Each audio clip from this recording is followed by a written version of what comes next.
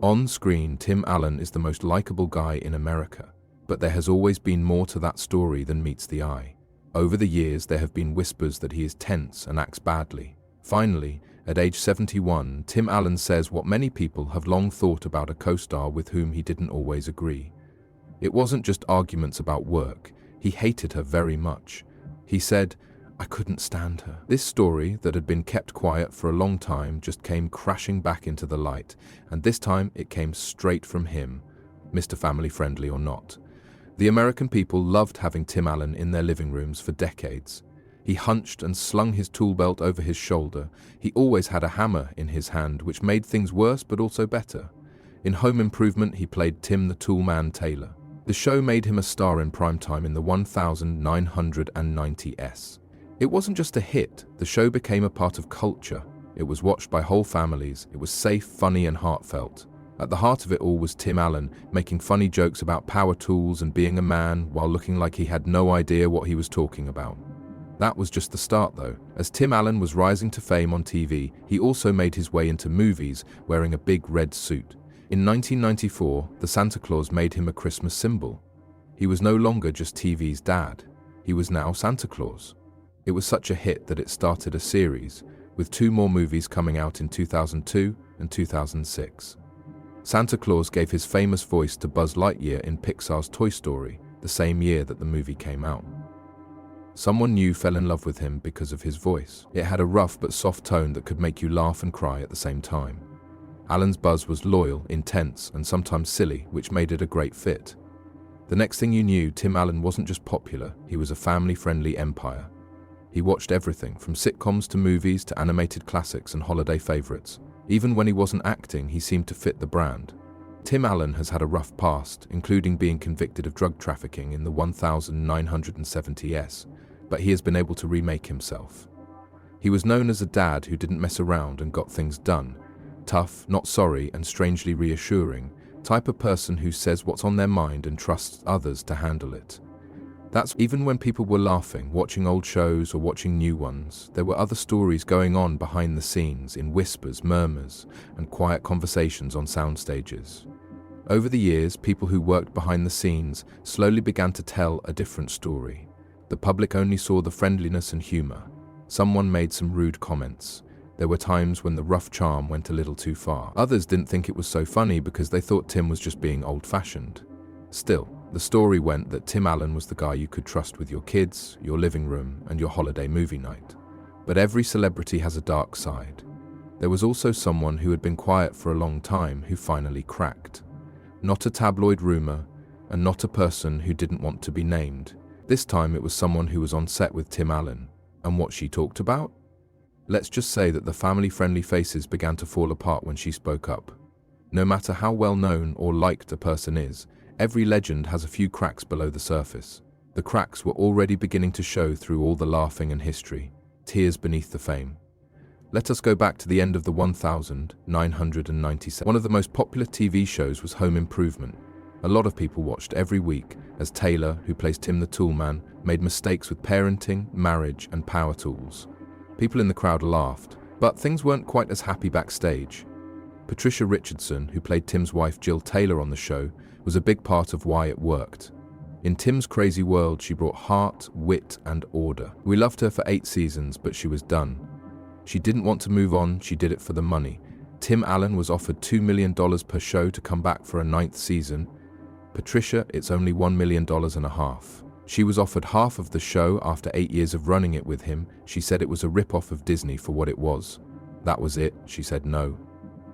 There was a lot of damage after the show stopped in 1999. After the fact, Richardson said she was mad at both the network and Allen.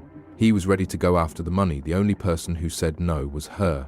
He was mad at me for leaving, she admitted, and he was mad at her for letting her take the fall. Since then, they haven't talked. After that, there was Jonathan Taylor Thomas. He was great as Randy, the middle boy. Randy was smart, sarcastic, and a fan favorite. But he quietly quit the show in season 8 by official to pay attention to school. Things were tense behind the scenes, though. Tim Allen didn't do a good job of leaving. In talks, he said mean things. He had doubts about Thomas's competency. It felt weird, like the kind that won't go away. Fans were hoping for a warm reunion. when Thomas came back to guest star on Alan's new show Last Man Standing years later. But the chemistry was off, like two people acting everything was fine when it clearly wasn't. The year 2023 then came. Pamela Anderson, who played Lisa in the first Tool Time, wrote a book about her life. She shockingly said that Tim Allen flashed her on her very first day on set. She was 23 years old. 37, he opened his robe and said, "Now we're even," she said. "I saw you without any clothes on. Now you see me." Allen said it wasn't true. It wasn't true, but the story was out there, and it wasn't the only one. Because a pattern starts to show up when you look more closely. A pattern of power, control, and passive-aggressive pushback from a man who didn't like being pushed, especially by women or people younger than him on the set. He was called old school, but that can just mean difficult in business language. Still, Tim Allen's picture stayed the same through it all. The dad who makes people laugh, the family man and the voice of Buzz Lightyear, the person who made Christmas wonderful, but some of the people who worked with him had very different stories. Then, a new person showed up. This person didn't grow up watching Home Improvement and didn't owe him anything. This person came on set looking for holiday cheer and left with a story she couldn't keep secret. It wasn't whispered, she didn't hide it in a book. It was something she said out loud on a show, complete with names and specifics. Everything changed after she did that. The set that changed everything. Tim Allen didn't think the day would be very good. The pilot show is back and it's time to act like it's Christmas again. It was all very familiar, red velvet clothes, fake snow and the clink of props. It was so easy for him because he had done it so many times. It still meant something. His show, The Santa Claus, was more than just a show. For the pilot, they hired a new performer. Casey Wilson was the kind of funny, smart artist that young people loved. The movies were fun for her kids. She was way too excited.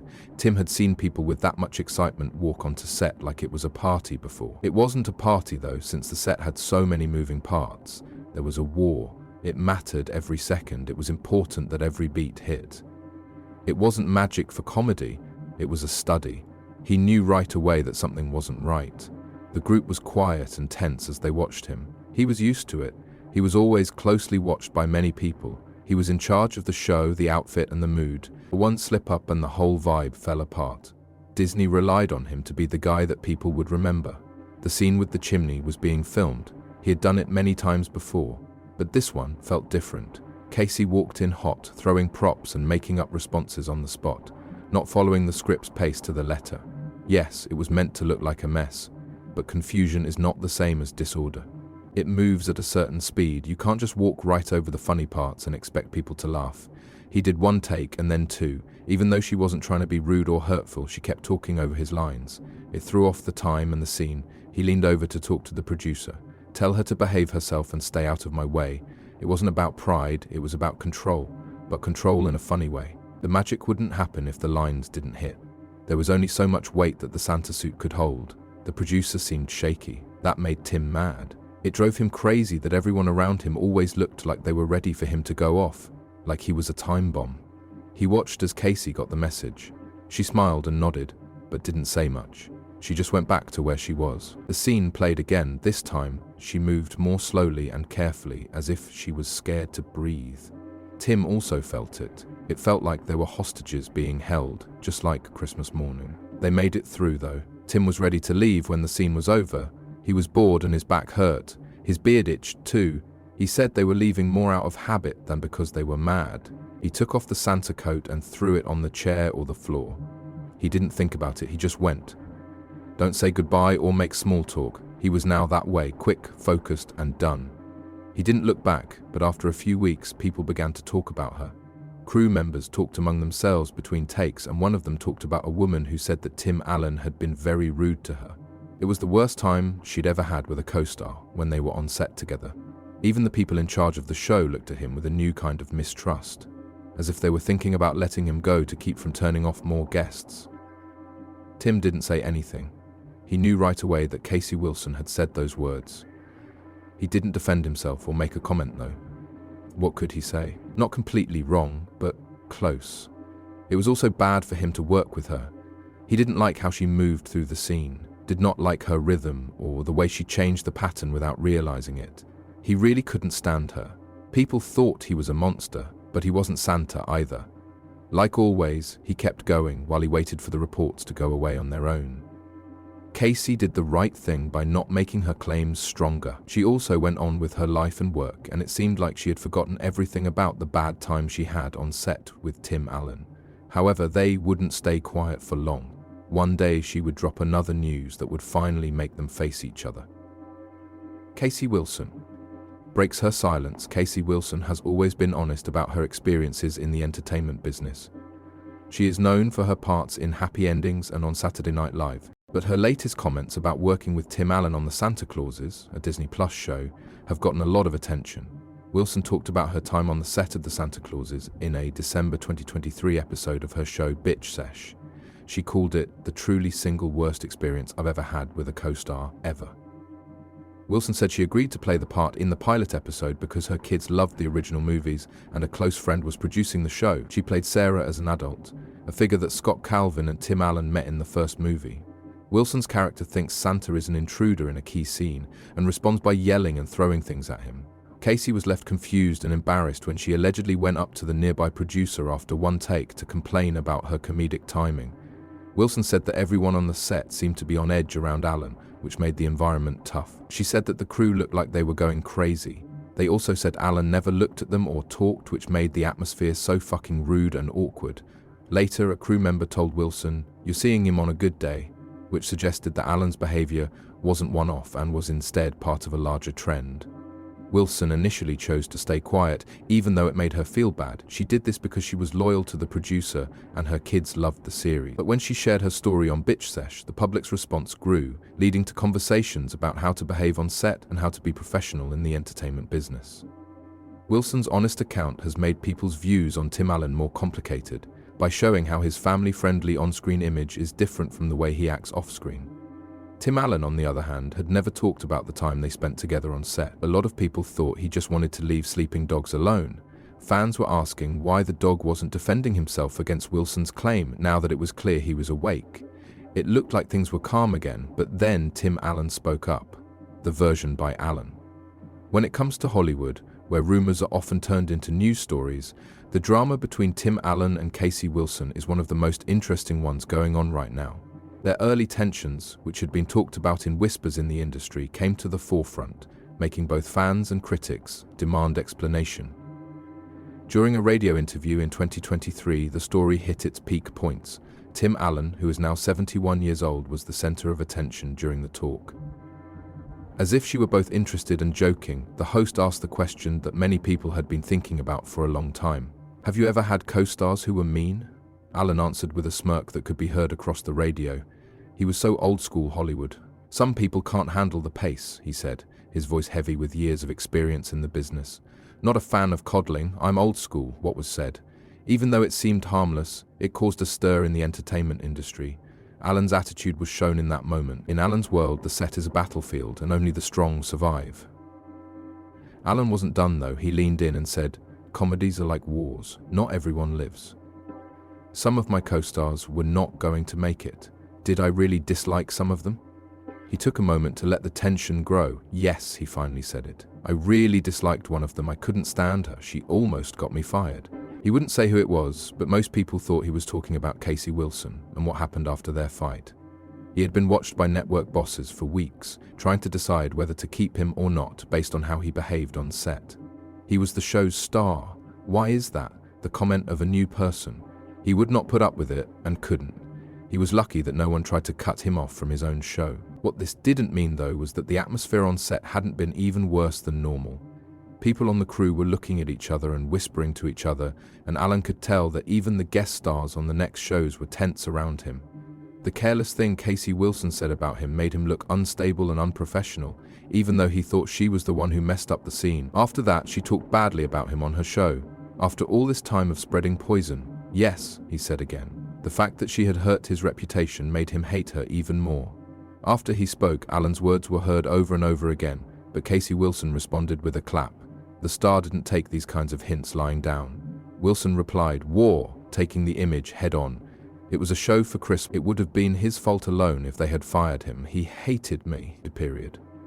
Her response was both a dismissal of Allen's dramatization and a candid acknowledgement of the bitterness that had ruined their professional relationship. This exchange peeled back the curtain on the often glamorized world of television production, revealing the raw dynamics that can exist between co-stars.